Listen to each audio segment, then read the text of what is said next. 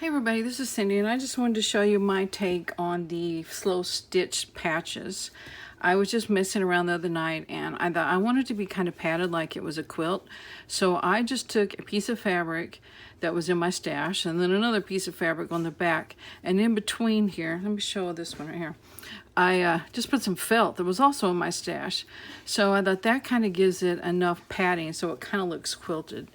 So anyway, that was just kind of one thing I was doing, just completely out of my scrap bag, and I think it kind of looks quilted. And then I thought, what if I sewed a button on? So that was easy to go through and stitch a button on. And then I thought, what about ribbon? Could I work ribbon in some way? And then when I was doing this one, I thought, what about beads? And what about charms? So I put a little bit of everything on there. And I just thought I would show you what I did. It's not rocket science, but here we'll go anyway. So first thing I did, get my thread, and I put a big old knot in it because I'm definitely a person that does knots. You might hear my dog going kind of crazy. He sees ghosts. That's what we say. At least I hope it's... No, I don't know what I'm about to say. I started to say, I hope it's a ghost. No, that's actually not what I hope it is. I don't know, he sees something and he barks at it, and I think it's just his eyes going bad. So you may hear him start barking in a minute. So that's how I just put the button on, just once through. And then I start the slow stitching. Or, I guess this isn't really embroidery, taking the pins out. And I guess I should have re-emphasized fabric, some scraps of felt, and some other fabric. And I just go up and down. Now on some slow stitching, if there's like a pattern or a picture, then I'll just kind of go around it to emphasize it. But on something like this, I'm just going to go back and forth, back and forth.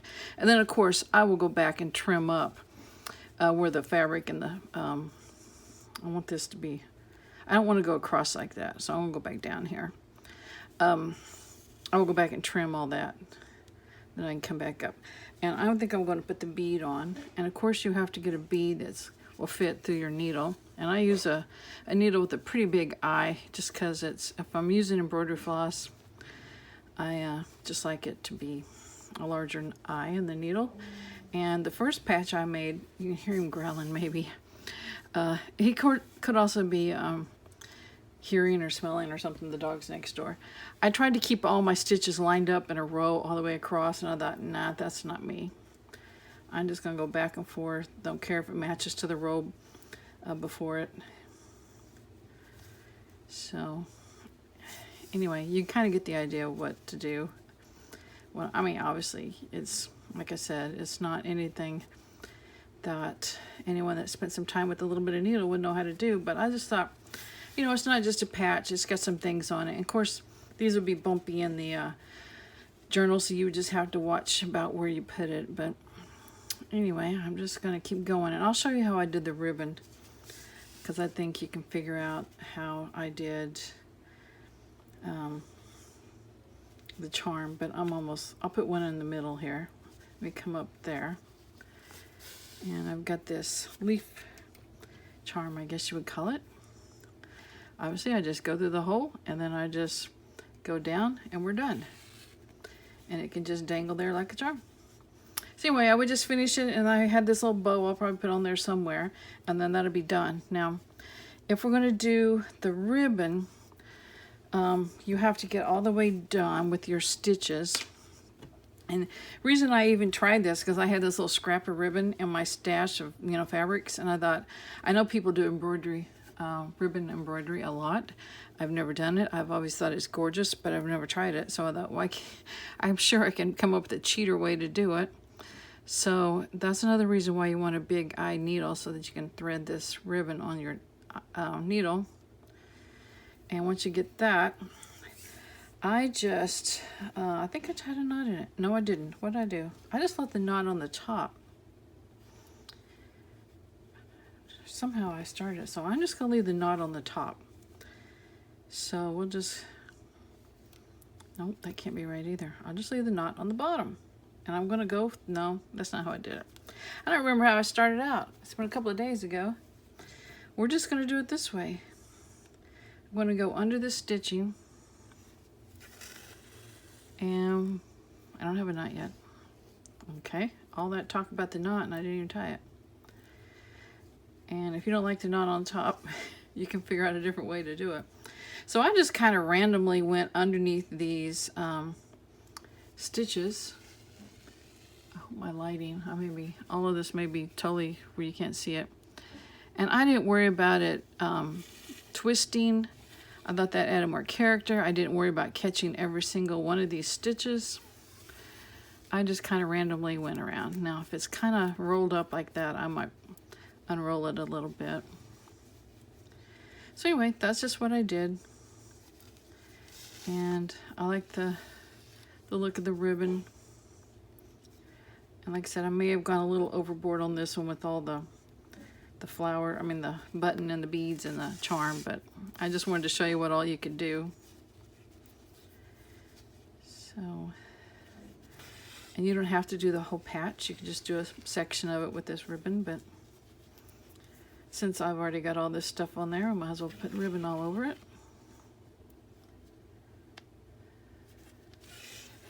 Oops, I get ready to come off my needle. And I'm going to go under that bead and just come out here. And I guess just tie a knot in it. Why not, right? Since I got one on top already. Yep, there we go. So anyway, that's just my take on these patches, and just something a little different besides just the stitching on there. And of course I'm trimming them up just so you don't see extra fabric hanging over. Okay, yeah.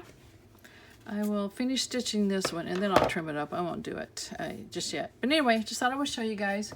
I'll talk to y'all later. Bye. Hi everyone, this is Cindy, and I thought I would show you this little idea I had. I was watching a flip through of someone's video, and there's a butterfly there, and I can't even remember what the deal was about the butterfly, but it made me think of this idea, so thought I would show you. I made one as a prototype, just to show you what it looks like, and then I made a second one and was doing the video, and then someone knocked on my door, scared me to death. I thought, who in the world is this? Last time something knocked on my door, it was a hawk, because his wings were hitting the door. He's trying to get the baby birds out of the nest. So anyway, I had to stop that video. So I came in and made another video, and then I realized right when I was done that I wasn't recording. So anyway, I have 3 phototypes. Prototypes, not phototypes. Actually, it can be either one, I guess. And what I did, my idea was to take my punch that I have, and you punch it out using black cardstock, and put some tissue behind it. It makes like a stained glass. I think we did these sort of things when we were in elementary school, and it just, I don't know, it just came to me when I was watching that video. So I have black cardstock, I have my punch, and I went to Dollar Tree and I bought just a package of the different colors of tissue, and for $1 I have a whole bunch to work with. And then I was thinking, well, what if I use napkin? And there's one where I put this floral napkin behind there, so it has more than just a solid color, so that kind of works. So anyway, then I thought, okay, I had this other tissue, so I'm going to use it. Let me get a different piece of paper here. This is what I've been gluing on. All these little pieces that come out of the punch have been sticking to it. So I'm going to try to sit down and try to stay in frame. That's going to be tricky. Okay. So I have my punch, and then I just need a little bitty piece of the tissue. And I have this ball of glue that's got the small tip, but it might work. I just don't want to fight with this glue. So I'm just doing it with glue stick. And I'm not trying to just put tons of glue on there, because then you'd have glue still through the holes, coming through the holes, but just enough to hold it to this tissue paper. And that's not going to take a whole lot. So anyway, the hardest part of the whole thing is just recutting around that butterfly. So it just takes a little bit of time, but it's not too bad. And you just have some butterflies that you made from items in your stash that are one of a kind to you. And I don't know, it's a little different. So I just had the idea, so I just thought I would make a video. Didn't realize it would be like 3 different videos. But yeah, my dog was barking and barking, and I'm like, I can't make this video. He keeps barking, and I went out to the garage once to see what he's barking at. Nothing. I couldn't see anything. I thought, well, he must be sensing neighbors' dogs or something. And finally just Closed the garage door, came in here, was filming, and all of a sudden that knock on the door, which is right outside the wall where I'm at right here. So, and I'm like, did that person hear me talking? Can I pretend like I'm not here? I don't know who this is. But about the time I got to the door, I heard the truck, the UPS truck. So I knew it was a delivery. Okay. So anyway, that's what that one looks like. Oh, my lighting is really bad. I am going to get better lighting when I get into the new house, which will be a couple months. So hopefully we'll just have to make do with what we have. So anyway, I just thought I would try it. You might have other punches that have cutouts like this. It might be a cute stained glass look. If not, I think Hobby Lobby still has this butterfly punch. But anyway, just thought I'd show you what I'm working on. I will see you guys later. Bye. Of course, why let the negatives go to waste? Just cut them out and put them on the tissue paper as well, and then you've got another little butterfly. And this one on the, when you do that, the napkin, the napkin really shows up. So anyway, just thought I would show you that idea too. Just another way to use all of your scraps. So see you later.